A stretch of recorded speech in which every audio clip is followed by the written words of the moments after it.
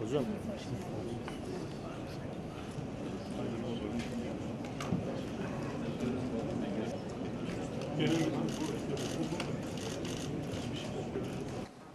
Ülkemiz, değerli katılımcılar, çok önemli badireler atlattı. Gerek dünyada gerek bölgemizde hem siyasi ve hem de sosyal etkileri olan ciddi sıkıntılar yaşanıyor, ciddi sıkıntılı süreçlerden geçiyoruz. Orta Doğu'nun bağrından terörü söküp atma mücadelesi veriliyor. Asıl mücadele bunun sökülüp atıldıktan sonra bu bataklıktan tekrar sorunlar yayılacak mı, yayılmayacak mı sorusudur. Bu süreçte tabii ki ülkelerin toprak bütünlükleri dikkate alınarak bir yürüyüşün sergilenmesi son derece önem arz etmektedir. Şanlıurfa'nın yanı başında Kobani diye bir şehir var Suriye'nin. Bu şehir büyük ekseriyeti Kürt kardeşlerimizin, Kürtlerin oluşturduğu bir şehir. Yani bir Kürt şehridir Kobani. Ama onun yanı başında Akçakale'nin karşısında Tel Abyad diye bir şehir var. Bu şehir ise bütünüyle Arapların oluşturduğu bir şehirdir. Yine yanı başında Ceylanpınar'ın karşısında Resül Ayn diye bilinen bir şehir var Suriye'de. Bu da büyük ölçüde Arapların oluşturduğu bir şehirdir. Siz tüm bu dengeleri dikkate almadan oraya ikide bir farklı bayraklar asmaya çalışırsanız ne Kobani'de huzur bulabilirsiniz, ne Tel Abyad'da huzur bırakırsınız, ne Resül Ayn'da huzurdan bahsedebilirsiniz. Ekelim, biçelim, hasat edelim, tarım kalkınsın, tarım gelişsin, iklim değişimleri var, bunlara bir çare bulalım. Efendim traktörün egzozundan çıkan gazın iklim değişikliğine etkisi nedir? Tartışıyoruz güzel de bombaların etkisi nedir? Bombalar dünyanın her tarafını kasıp kavuran bu çatışmaların insan psikolojisine ve iklime ne gibi etkisi var? Bunlar hiç gündeme dahi gelmiyor. Onun için yaşadığımız süreç normal bir süreç değil, bölgede özellikle ifade ediyorum. Bir bütün olarak eğer insanın mutluluğu hedef ise bunları bir bütün olarak ele alınmasının yararlı olacağı inancı içerisindeyim. Yeryüzünde yaklaşık 2 milyar hektarlık bir alan küresel ısınma, iklim değişikliği, çölleşme ve kuraklık tehdidiyle karşı karşıya. Bu olumsuz tablodan etkilenen nüfusa baktığımız zaman bu nüfusun 1,5 milyardan fazla olduğu ortaya çıkmaktadır.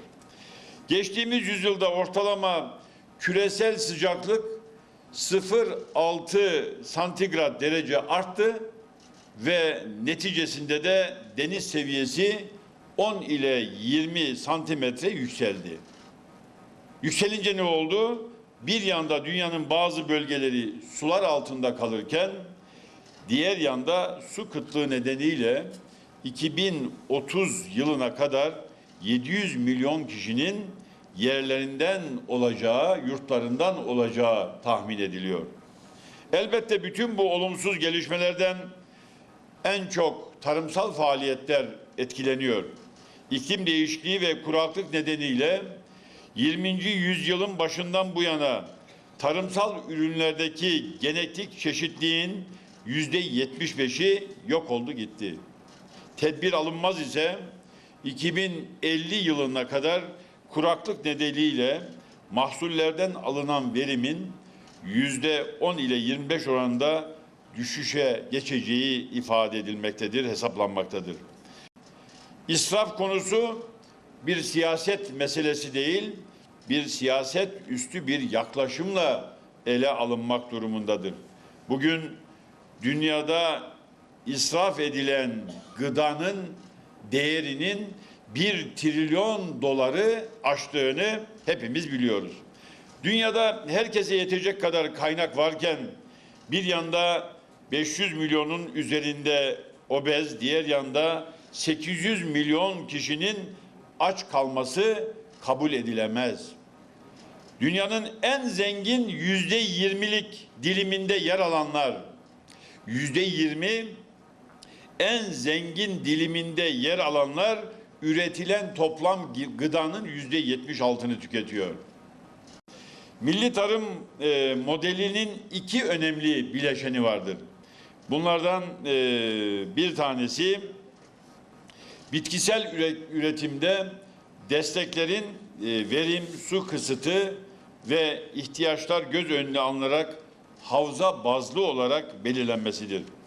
Sayın Başbakanımızın tabiriyle bundan sonra çiftçilerimiz kafasına göre değil, havzasına göre ekim yapacaklardır. Böylece hem tarlasından daha yüksek verim elde edecek hem de devlet desteğini alarak çifte kazanç elde etme imkanı olacaktır. Tabii yoğun, uzun yıllar siyasetin içinde olan birisi olarak seçim öncesinde programlar hazırlanırken, hükümet programları öncesi, sonrası meydanlarda en çok tartışılan konu başlıklarından birisi de mazot meselesiydi. Önemli bir girdi. Biliyorsunuz gübreyle ilgili çok önemli adımlar attık. Gübrede ortalama %23 ama Gübretaş'ın gübresinde %31'lere varan bir indirim gerçekleştirdik. Ama önemli diğer girdi unsuru olan mazotla ilgili de gerçekten ilgili bakan arkadaşlarımızla çok yoğun bir çalışma gerçekleştirdik ve bu milli tarım projesi açıklarken üretim girdilerinin önemi kalemi olan mazotun %50'sinin kamu tarafından, bakanlık tarafından, %50'sinin ise çiftçi tarafından karşılanması noktasındaki kararımızı da sizlerle, bütün kamuoyuyla paylaşmış olduk. Hayırlı uğurlu olmasını diliyorum. Tabii mazot desteğinin kullanıma bağlayarak bir anlamda da kalitesiz kaçak mazotun kullanılmasını da önüne geçeceğimizi ve çevre kirliliğini azaltıcı bir karar olduğunu da bu vesileyle belirtmiş olayım. Değerli konuklar, daha fazla üretmek ve bunu sürdürülebilir kılmak için tarımsal üretimin iklim değişikliğine uyumlu hale getirilmesi gerekiyor. Dünya Gıda Günü'nün bu yılki teması da bize bunu hatırlatıyor. FAO'nun hesaplarına göre küresel sera gazı salınımının %20 ile 25'i tarım kaynaklı. Belki farkında değiliz ama tarla süren traktörün egzozundan çıkan gazlar, israf edilen gıdaların çürümesiyle ortaya çıkan gazlar ve hayvan atıkları küresel ısınmayı etkileyen faktörler olarak sayılabilir. Bu nedenle bir yandan tarımı iklim değişikliğine dayanıklı hale getirmenin yollarını ararken, diğer yandan tarımsal faaliyetlerin iklim değişikliğine yol açmasını engelleyecek tedbirleri almamız gerekiyor. Barajların, göletlerin, ana kanalların yapılması devlet su işleri ve ilgili bakanlık bünyesinde ama tarlanın başına gelmiş olan suyun, arazinin başındaki suyun Tarım Bakanlığı bünyesinde toplulaştırmayla birlikte bu sulama projelerinin yapılması noktasında da hükümet olarak kararımızı açıklamış bulunuyoruz ve önümüzdeki dönemde yapılacak yasal düzenleme ile hem toplulaştırma hem sulama projeleri aynı anda gerçekleşecek. Sulama su gelmiş, toplulaştırmayı bekliyor. Veya toplulaştırmayı yapmışsınız ama su kanalı gelmemiş gibi aksaklıklar inşallah bundan sonraki dönem içerisinde gerçekleşmemiş olacak. Avcılar ülkeleri kendilerini kutluyoruz. Ben çok teşekkür ederiz.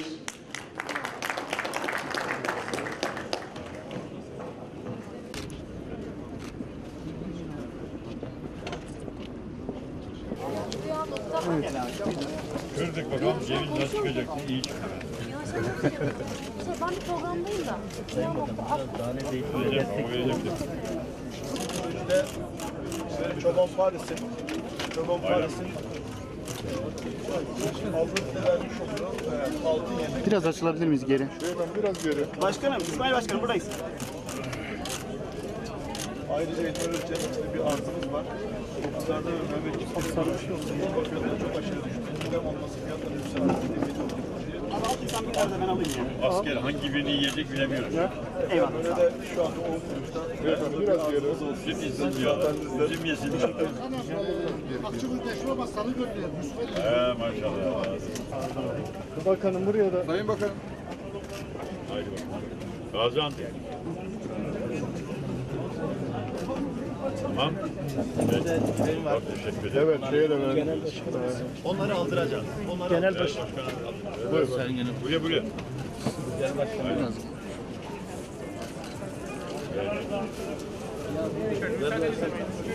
Kolay gelsin arkadaşlar. Biz de buradayız. Teşekkür ediyoruz. Ha Cem şimdi size de vereceğiz başkanım. Buyurun.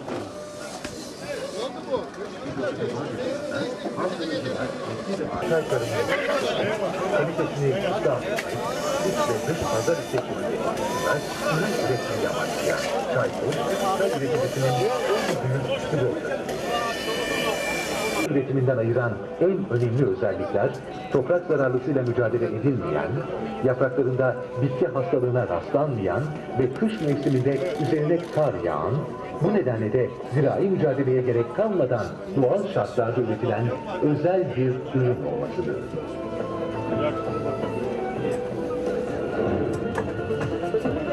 Fındık konusunda biz sektörün tüm temsilcileriyle görüştük. Bazı kararlar aldık. Destekleme politikamız aynen devam ediyor dekar başı.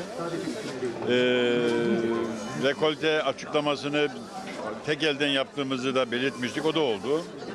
Bakanlık bünyesinde fındıkla ilgili özel bir birim oluşturduk. Onu resmi olarak ilan edeceğiz.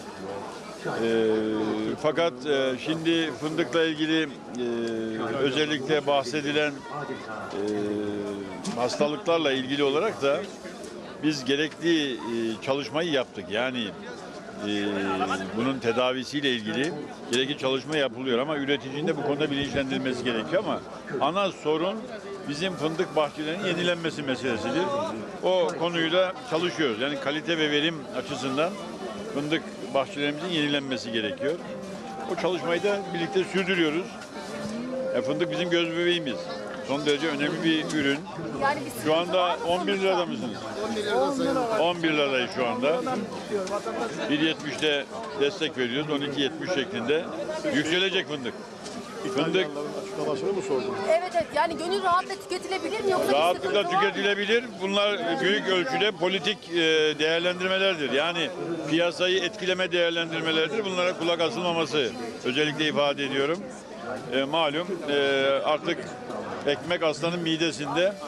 Herkes pazar elde edebilmek için bu şekilde kampanyalar yürütüyorlar. Bunların aslı astarı yok. Bak gördüğünüz gibi güvenle yiyoruz. Efendim enflasyon sepetinden tarım ürünlerinin azaltılmasına ilişkin değerlendirmeniz İlgili komisyon kuruldu biliyorsunuz. Azaltılması şeklinde bir durum henüz söz konusu değil. Bu konuyla ilgili çalışma yapılacak. Gıda enflasyonu diye ifade edilen bu alandaki aksaklıklar giderilerek o oranın düşürülmesi sağlanacak.